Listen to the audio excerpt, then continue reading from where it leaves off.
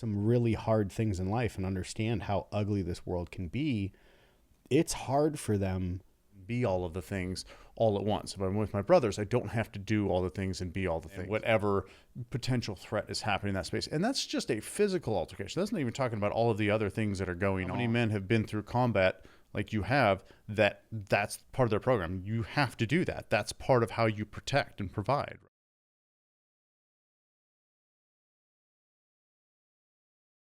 Welcome to the Lunatics Legends podcast. Today we're going to talk about what the expectations are for a man in 2026.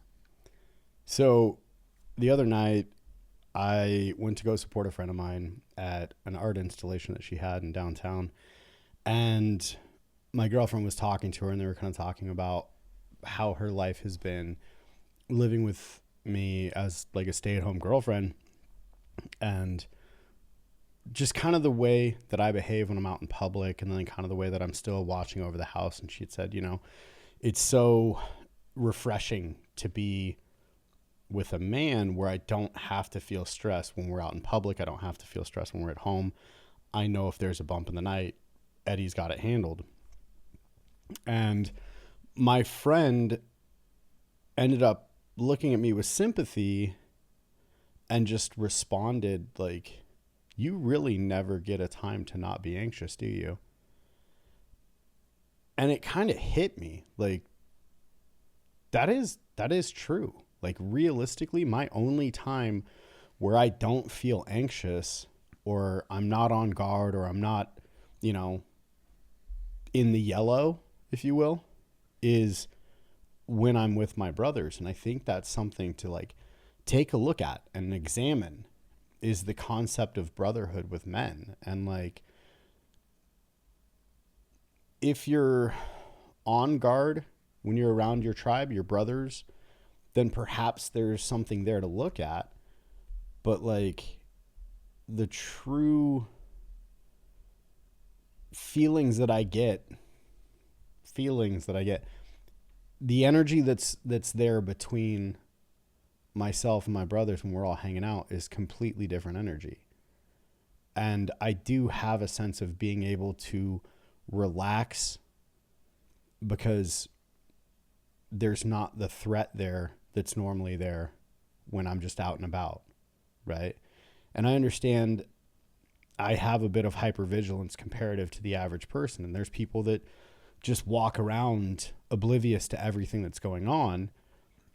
But, you know, to the men that I know that are real hard grit men, that, you know, former operators and tactical shooters and, you know, people who've seen some really hard things in life and understand how ugly this world can be, it's hard for them to relax. It's hard for them to not be scanning every room that they walk into.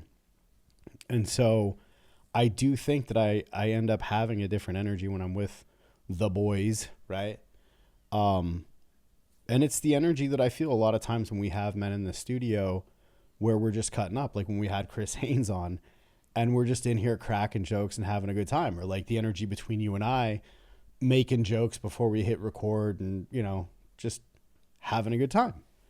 And that really is, from what I've kind of seen, is the only time that I'm able to kind of let that guard down and relax is when I'm with my brothers. Yeah, I agree with that. And I think part of that, for me anyways, is I know that when I'm hanging out with the guys, everybody's quietly observant anyways. I know that you are still scanning the room. Right. You might care a bit less because you know I'm also scanning the room. We also know that everybody in the room is paying attention to something that's going on. And so everybody's more or less programmed to look out for one another. Right. Whereas I feel like when I'm in other circumstances, that's not the case. I have to do all the things and be all of the things all at once. If I'm with my brothers, I don't have to do all the things and be all the things. If I'm not, then I absolutely have to fit all of those criteria and have to be able to navigate that and switch from one version of myself to the next based on whatever moment is happening. And then when I don't do that correctly or do that the way that the other person or that the people I'm in company with, if I do that incorrectly via their perspective, then it's a problem.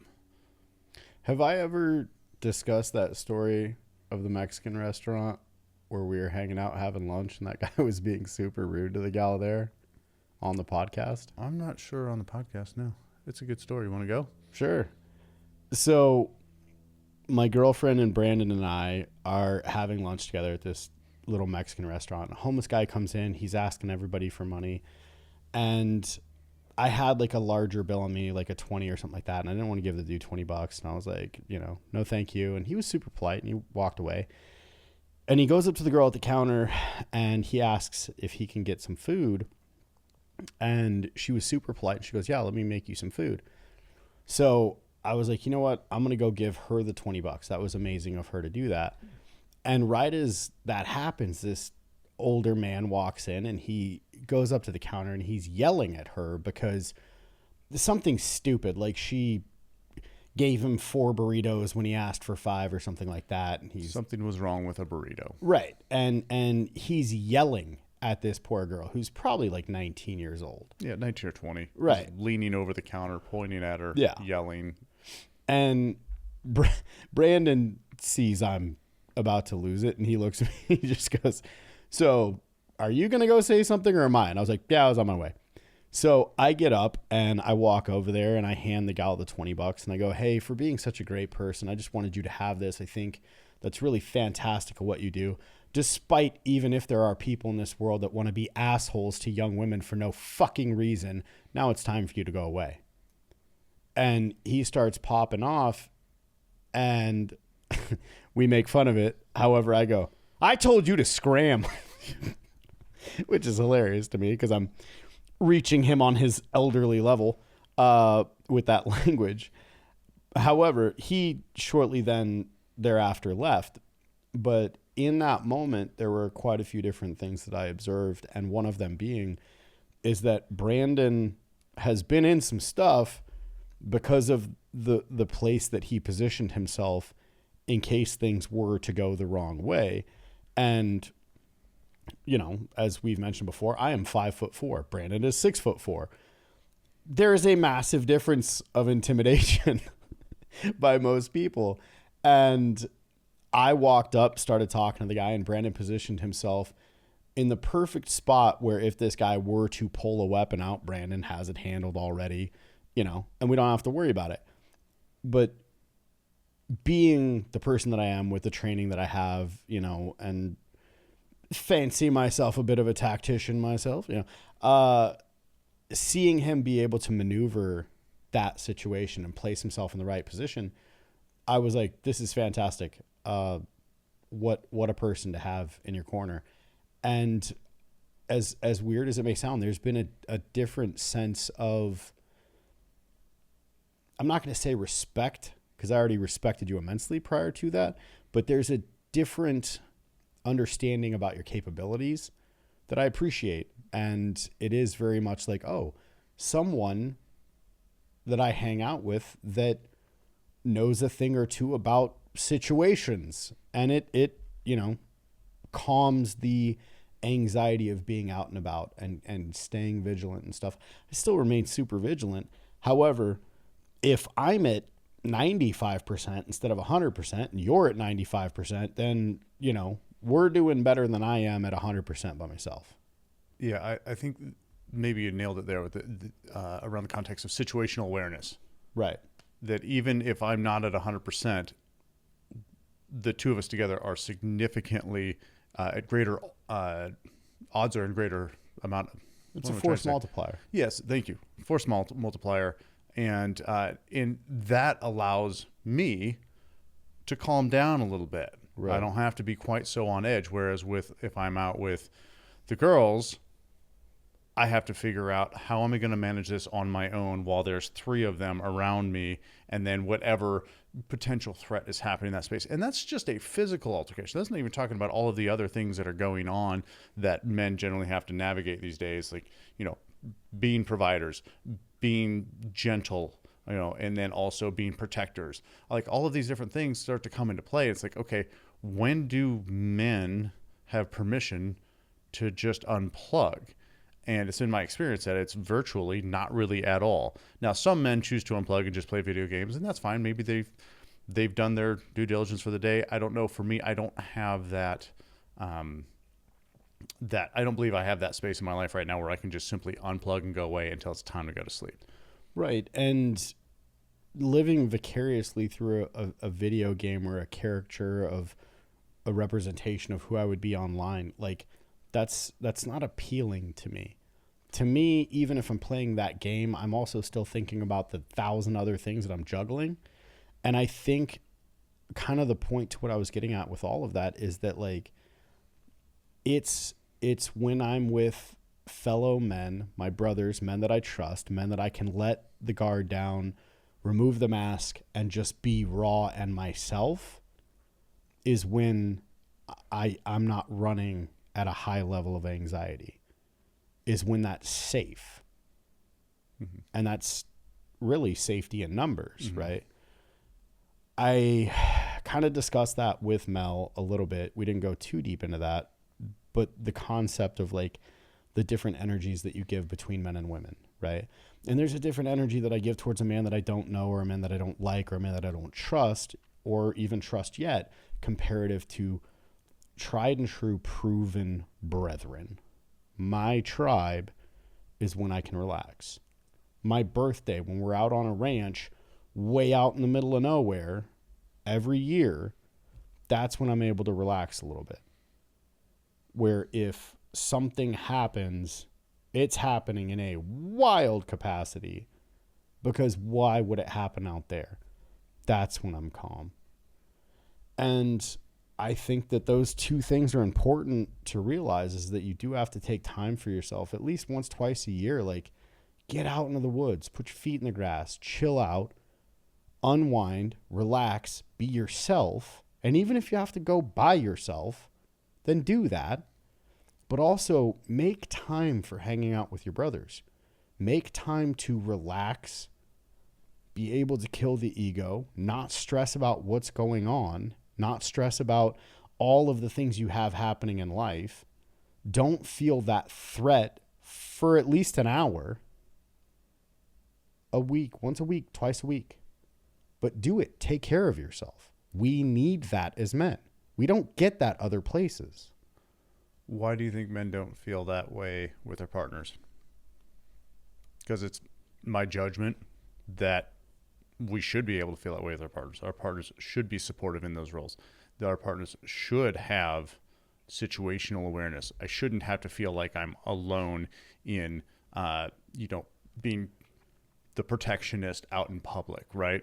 I shouldn't have to do that on my own. If I'm there with my partner, shouldn't my partner be paying attention to these things too? Like all these judgments come up. No. And it's just like, why is the partner not responsible for any of those things? Why is it solely on me or you or the man in the relationship, the masculine figure in the relationship? Why is it solely on that person to do all of those things? Because we are the providers and protectors. At a traditional level, yeah. That's primordial level. Okay, that's sure. who we are.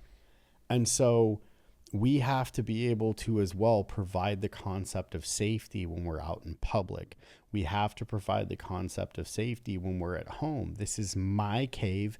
You will not enter my cave and take what is mine, that I have gathered, that I have hunted for, because that is being a man. And if you do try to take it, I will kill you. It's being a man to you.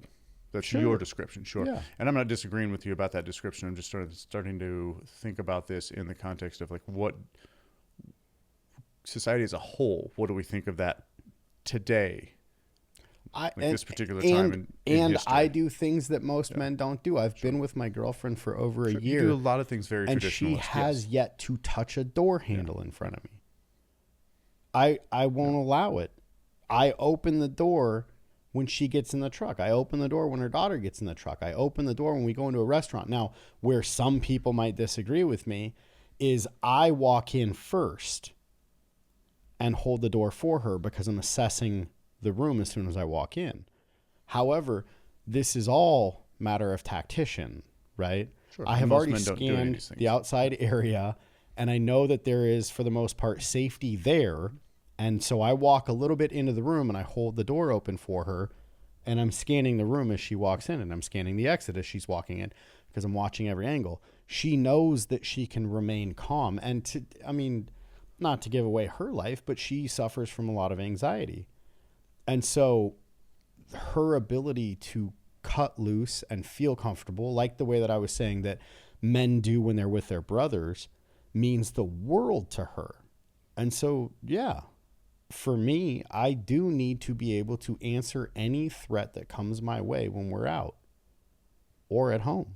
Sure. And well, that seems to be a good fit for you guys. How many women would actually put up with that every single time they want to go in or out of a door, right? Most women today aren't cool with that, right? And how many men have been through combat like you have, that's part of their program? You have to do that. That's part of how you protect and provide, right? Right. But most men in this country haven't been in combat. And so they don't do that, and they don't care to. It's not even on their radar. It has nothing to do with masculinity for them or being part of a protector provider, right? That's not even on their radar. Which I get. And to that, I would say you should try it and see how drastically different your relationship is. But then on top of that, to the women that would not put up with that, okay, then open your own door and continue to be in the same position that you're in. Like, and if it works for you, let it work for you. I'm not telling anyone how to live differently. I'm saying how things have been for me and how they've worked for me.